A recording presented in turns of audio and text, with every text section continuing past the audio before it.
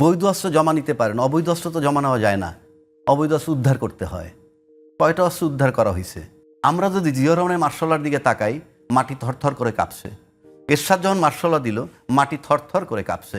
Even 111 যদি আনি, সেখানে ফখরুদ্দিন সাহেব সামনে ছিল সিভিল ম্যান, পাশে ছিল তখনকার সেনাপ্রধান, তখনও মাটি থরথর করে কাঁপছে। কিন্তু এখন ইউনূস সাহেবের পাশে সেনাপ্রধান আছেন, মেসটিসি পাউনি আর্মি মাঠে আসে, মাটি কাঁপে না কেন? আজকে যে অস্ত্রের মোহর আমরা দেখলাম, ইভেন ককটেলও ফুটছে। হ্যাঁ, এই যে ফুটছে, এগুলো তো ছিল ওখানে। নির্বাচন বহুদূর, নির্বাচন সেই ফেব্রুয়ারিতে। তার আগে এই পরিস্থিতি ট্যাকেল করতে হবে। আপনাকে কৈফিয়ত দিতে হবে জাতির কাছে যে আপনারা প্রশাসনকে কি ইঙ্গিত দিচ্ছেন, যে মাঠে নামবা কিন্তু কিছু করবা না, ওভারলুক করবা। কি বলবেন যে একেবারে একটা সমাবেশের ডাক দিয়েছে এনসিপি, ঠিক এই সময় তার কিছুদিন আগে বিএনপি এনসিপি জামাতের মধ্যে একটা বাকযুদ্ধ চলছিল, বিভিন্ন মিছিলে বিভিন্ন রকম অশ্রাব্য ভাষা শোনা গেছে। এগুলোর সুযোগ পেয়ে কি আওয়ামী লীগ এত শক্তি প্রদর্শন শুরু করলো, যেটা হলো একেবারে আপনি দেখবেন যে কিছুক্ষণ আগে হয়তো জেলা কারাগারে আক্রমণ হয়েছে, সেখান থেকে আসামি ছিনতাইয়ের চেষ্টা হয়েছে। বিষয়টা কতখানি ভয়াবহ? এই শক্তি কি আওয়ামী লীগ আছে, নাকি এর পেছন থেকে কোনো কাজ হচ্ছে? সে বলল যে সেনাবাহিনী ট্যাঙ্কে করে এনসিপির কোনো নেতাকে তারা সেভ করছে, অর্থাৎ ওখানে সেনাবাহিনী গাড়িতে করে। এটার মানেই হচ্ছেই যে গোপালগঞ্জে যেটা চলমান ছিল আন্দোলনটা, যারা প্রতিরোধ করতে গেছে, অর্থাৎ এই এনসিপি গেছে ওখানে মিটিং করতে, সভা করতে, তারা বাধা দিছে। তার মানে হইল ওই যে যারা বাধা দিছে তাদের পক্ষেই কাজটা করা হইল। অর্থাৎ এনসিপিকে সেখানে ট্যাঙ্কে ভরে বা গাড়িতে ভরে আপনি নিয়ে আসলেন। আমরা কিন্তু গ্রেফতারের কোনো ছবি দেখি নাই। এই ছবিটা দেখছি, কিন্তু সেখানে দেখি নাই যে কাউকে গ্রেফতার করা হয়েছে। গ্রেফতার হয়েছে কিছু হয়েছে, আমরা ওই সময় দেখি নাই, আগে পরে হইতে পারে। কিন্তু আমার এখানে একটা প্রশ্ন হইলেই, এই প্রোগ্রামটা, এই গোপালগঞ্জ তো মঙ্গল গ্রহের জায়গা না, বাংলাদেশের ম্যাপের মধ্যে আছে, বাংলাদেশের জেলা। সুতরাং এখানে প্রোগ্রামটা অনেক আগের, যে যাবে ওরা জনসভা করতে যাবে, অপরাধটা কি? আপনি বৈধ অস্ত্র কিন্তু এই সরকার ক্ষমতা আসার পর সব জমা নিচ্ছে। বৈধ অস্ত্র জমা নিতে পারেন, অবৈধ অস্ত্র তো জমা নেওয়া যায় না, অবৈধ অস্ত্র উদ্ধার করতে হয়। কয়টা অস্ত্র উদ্ধার করা হয়েছে? আজকে যে অস্ত্রের মোহর আমরা দেখলাম, ইভেন ককটেলও ফুটছে। হ্যাঁ, এই যে ফুটছে, এগুলো তো ছিল ওখানে ছিল। যদি বলে ছিল না, তাহলে কেউ দিচ্ছে, কথার কথা, আমি তর্কের খাতিরে বলছি। এটা থাকবে কেন ওখানে? সুতরাং এখানে আইনশৃঙ্খলা পরিস্থিতি, সেই পার্টটা আমি পরে আসছি। সম্প্রতি যেমন ভাই বলল, ভাই কেন সবাই আন্দোলন করছে এই সরকার পতনের জন্য, টার্নিং পয়েন্ট হয়তো জুলাই হয়েছে, সেটা ভিন্ন কথা, বাট এবং তাদের রোলটা বেশি ছিল, কারণ তারা বুকের রক্ত দিছে, মারা গেছে, ফাইন।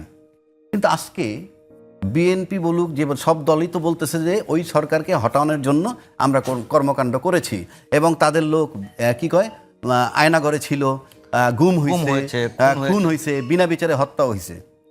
কিন্তু ইন অ্যাকশন যদি আপনি দেখেন, ইন অ্যাকশন কিন্তু তাহলে আওয়ামী লীগের তো সবচেয়ে বেশি ক্রোধ থাকার কথা ওনাদের বিরুদ্ধে, কিন্তু ইন অ্যাকশন ক্রোধটা দেখতেছি এনসিপির বিরুদ্ধে। আমরা তো সবাই বলতেছি তাহলে তো আওয়ামী লীগের সাথে সব দলের লড়াই হইতে হবে, জামাতকেও পিটানো উচিত। যেমন এটা কেন বলছি, যখন আওয়ামী লীগ ক্ষমতায় ছিল তখন অফিসিয়াল তাদের বিরোধী দল ছিল কিন্তু জাতীয় পার্টি, কিন্তু বিরোধ ছিল বিএনপির সাথে। তার সমস্ত কর্মকাণ্ডে সকাল বিকাল তারা বিএনপি করত। এটার মানে হচ্ছে এই যে এনসিপিকে আপনি শত্রু হিসাবে চিহ্নিত করা হয়েছে। এক নম্বর, কেন করছে এটা তাদের ব্যাপার, কারণ প্রত্যেকটা রাজনীতির ভিতরে একটা হিসাব থাকে, লাভ এবং লোকসান। এই ঘটনাটায় লাভ হবে কার? সবচেয়ে বড়দের এই চান্সটা নিতে পারতেছে কেন আওয়ামী লীগ? এই যে সব দল একত্রে যখন ইউনূস সাহেবকে বসাইছে, আজকে কিন্তু এখানে তাদের দলের মধ্যে ঐক্যমত্যে ফাটল ধরছে। এনসিপি একদিক, জামাত একদিক, স্থানীয় নির্বাচন আগে না পরে, তারপরে কি বলে পিআর সিস্টেম হবে না কি হবে, এরকম বিভিন্ন বেসিক কতগুলো জায়গাতে ঐক্যমত্যে ফাটল। আপনার ইউনিটি যখন ধ্বংস হবে, ইউনিটি যখন ভাঙবে, তখন তো ওই ফেসিজম আবার সামনে আসবে। সেই ইউনিটি কি ভাঙছে না? আপনি তো ঐক্যমত্যে আসতে পারেন, ডিবেট হবে। ডিবেট হওয়ার পর তো স্ট্যান্ড ক্লিয়ার হয়ে গেছে। এক দল বলতেছে নির্বাচন করতে দিব না, এই যে এনসিপি, কি বিচার সংস্কার এগুলো আগে হইতে হবে। জামাত বলতেছে পিআর সিস্টেম ছাড়া আমরা যাব না। এই যে বিষয়গুলা, এবং দুই দিন আগে বোধহয় বলছে যে ঐক্যমত্য হওয়া এখনো কঠিন। তো এই যখন আমি এই মেসেজগুলো পাবো, তখন কিন্তু ওই ফেসিজমের যারা আছে তারা নিশ্চয়ই মাথাচাড়া দিয়ে উঠবে। অর্থাৎ আপনার ফাটলটা আপনি প্রকাশ করতেছেন কেন? আমার বক্তব্যটা হলো ওইখানে, আপনাদের ভিতরে যে ঐক্যমত্য, যেটা খুব জরুরি, আমি বারবার বলি যেটা খুব জরুরি। আর একটা বার্তা আমি দিতে চাই, আইন শৃঙ্খলা বাহিনী নিয়ে একটা কথা হয় অলওয়েজ, এই টোটাল ঘটনাটা নিয়ন্ত্রণ করা, এখানে তো দুইটা দেশের যুদ্ধ হয় নাই, এমন কিছু ঘটে নাই, কারণ আমরা হাসিনার সময় দেখছি এর চেয়ে অনেক বড় জিনিসও তারা ট্যাকেল করছে। তাহলে পারলো না কেন? কেন পারলো না সেই প্রশ্নটা আমি করতে চাই। কেন বলি, প্রশাসন তো সহযোগিতা করতেছে সরকারকে, আর্মি বলতেছে মেএসটিসি পাওয়ার নিয়ে মাঠে আছে, ঠিক আছে, এবং নির্বাচন পর্যন্ত সেনাবাহিনী বলছে তার পাশে থাকবে, সেনাপ্রধানের বক্তব্য। আমরা যদি জিয়া রহমানের মার্শাল্লার দিকে তাকাই, মাটি থরথর করে কাঁপছে। এরশাদ যখন মার্শাল্লাহ দিল, মাটি থরথর করে কাঁপছে। ইভেন 111 যদি আনি, সেখানে ফখরুদ্দিন সাহেব সামনে ছিল সিভিল ম্যান, পাশে ছিল তখনকার সেনাপ্রধান, তখনও মাটি থরথর করে কাঁপছে। কিন্তু এখন ইউনূস সাহেবের পাশে সেনাপ্রধান আছেন, মেএসটিসি পাওয়ার নিয়ে আর্মি মাঠে আসে, মাটি কাঁপে না কেন? আমার প্রশ্ন, মাটি কাঁপে না কেন? সেই প্রশ্নটা আমি ইউনূস সাহেবকে করতে চাই, যে আপনি কি সেনাপ্রধান কিংবা পুলিশ প্রধান কিংবা অন্যান্য আইন প্রয়োগকারী সংস্থাকে বলেছেন যে তোমরা নাম কস্তে মাঠে থাকো, সব কিছু ওভারলুক করবা, যা কিছু তাই হোক, যাতে নির্বাচন না হয়? এইটা বলছে কিনা আমি ইউনূস সরকারের কাছে জানতে চাই। পাশাপাশি যারা আইন শৃঙ্খলা বাহিনীর প্রধান হিসাবে আছেন, তারা আজকাল স্টেটমেন্ট দিচ্ছেন, তাদেরকেও ক্লিয়ার করতে হবে যে মাঠে কাজটা হচ্ছে না কেন, সরকারের ডাইরেকশনটা কি? আপনাদের সরকারের ডাইরেকশন কি, না মাঠে যারা আছে তারা আপনাদের কমান্ড শুনতেছে না? এটা একটা ধোঁয়াশার মধ্যে জাতি আছে, এটা ক্লিয়ার করতে হবে। কেননা আপনার সহযোগিতা করার পরও এরকম পরিস্থিতি কেন?